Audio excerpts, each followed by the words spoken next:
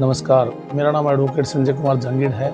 मैं आज आपको सिविल मामले में कोई पार्टी या फौजदारी मामले में अभियुक्त की उपस्थिति अनिवार्य है या नहीं है।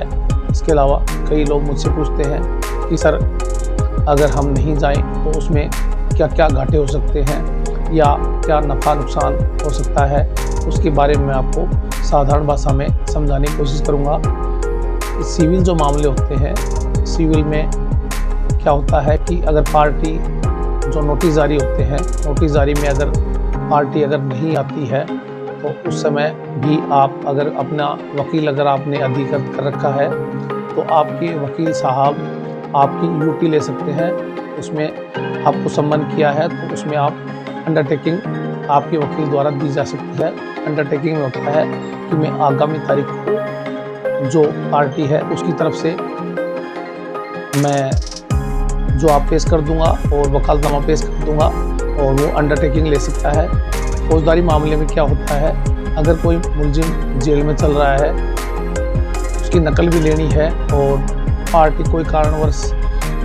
जेल में मुलजिम के साइन भी नहीं, मतलब वकालतनामा पे साइन नहीं करवा पाए हैं, तो उसके लिए फिर आप क्या कर सकते हैं, तो आप उसके लिए आप मेमो अपीयरेंस पेश कर सकते हैं जरिए वकील के माध्यम से और उसकी नकल ले सकते हैं। और उसके अलावा आप बेल भी लगा सकते हैं जरिए मेमो में क्या होता है कि उसमें लिखा होता है कि उक्त मामले में मुझे हिदायत पैरवी है, उक्त व्यक्ति जो भी है फलाना फलाना, उस व्यक्ति की ओर से मुझे हिदायत दी गई है, फलाने व्यक्ति द्वारा दी गई है और मुझे इस मामले में मुझे अधिकृत किया गया है नकल लेने हेतु या जमानत पैरवी करने हेतु या जमानत लगाने हेतु। तो उसमें फिर आप कोर्ट द्वारा आपको अनुमति दे दी जाती है और आप नकल ले सकते हैं या बेल भी लगा सकते हैं। इसके अलावा सिविल मामले में क्या मैंने बताया, यूटी है, फौजदारी मामले में मेमो अपीयरेंस है। उसके अलावा इसमें जो सिविल मामले हैं इसमें आप स्वयं या अगर आपके अधिवक्ता है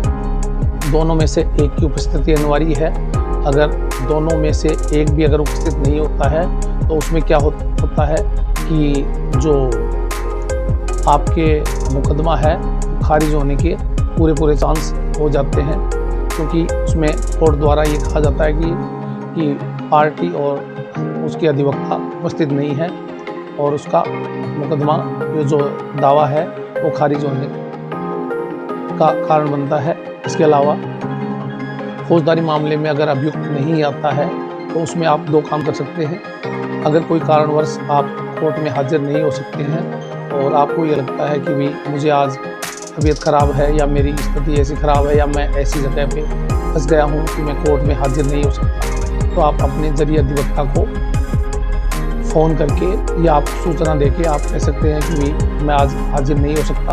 तो आपके अधिवक्ता द्वारा आपकी हाजिरी माफ़ी कोर्ट में पेश कर दी जाएगी, जिसके कारण आपको कोर्ट में आपकी जमानत जब्त यानी आपकी गिरफ्तारी वारंट जारी नहीं होंगे। अगर आप कोर्ट में हाजिर नहीं होते हो और आपकी हाजिरी माफ़ी नहीं लगती है तो आपको दोनों में से या तो हाजिरी माफ़ी लगानी पड़ेगी या आपको उपस्थित होना पड़ेगा फौजदारी मामले में। सिविल मामले में मैंने बताया, सिविल मामले में क्या है, या तो आपके अधिवक्ता या आप दोनों में से दोनों हाजिर हैं तो ठीक है, नहीं एक उपस्थित होना अनिवार्य है। और सिविल मामले में हर तारीख पेशी पर कोई भी पक्ष हो, चाहे वादी हो प्रतिवादी हो, हर तारीख पे आने की आवश्यकता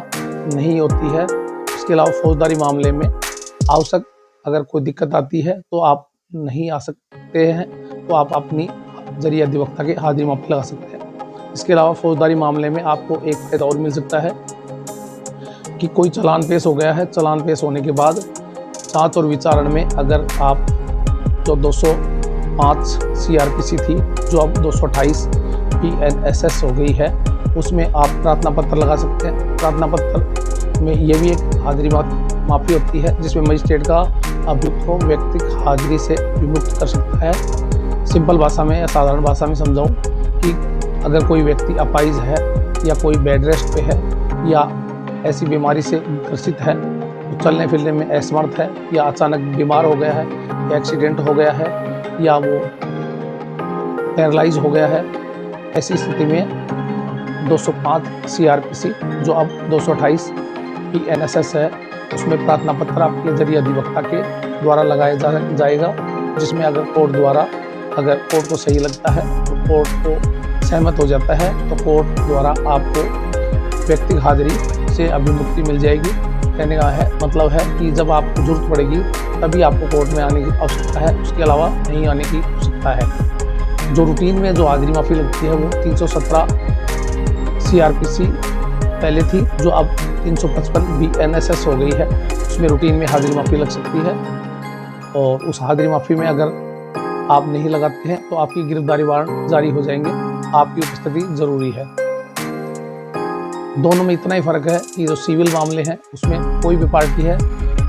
हर तारीख पे आने की ज़रूरत नहीं है, दोबारा बता देता हूँ। उसके अलावा आपको अगर आपके अधिवक्ता उपस्थित हैं तो आपका जो दावा है वो खारिज नहीं होगा। दोनों में से दोनों उपस्थित हैं तो ठीक है, नहीं एक की उपस्थिति अनिवार्य है, दोनों पक्षों में कोई भी व्यक्ति हो। इसके अलावा फौजदारी मामले में मैंने बताया कि आपके अधिवक्ता के द्वारा या तो आप हाजिरी माफ़ी लगवा सकते हैं, आप अगर नहीं आते हैं तो उसके अलावा या आपको उपस्थित होना पड़ेगा। और जो मैंने बताया कि कोई व्यक्ति अपाहिज है या कोई बीमारी से ग्रस्त है या कोई पैरालाइज हो गया है या कोई वृद्ध व्यक्ति हैं जो चलने फिरने में असमर्थ हैं या काफ़ी वृद्ध हो गए हैं, हर तारीख पे पर नहीं आ सकते, तो उसके लिए 205 CRPC जो अब 228 BNSS में आप प्रार्थना पत्र लगवा सकते हैं। मेरा अगर वीडियो अच्छा लगा हो तो लाइक कीजिए, सब्सक्राइब कीजिए और साधारण भाषा में समझने के लिए मेरे चैनल को फॉलो कीजिए।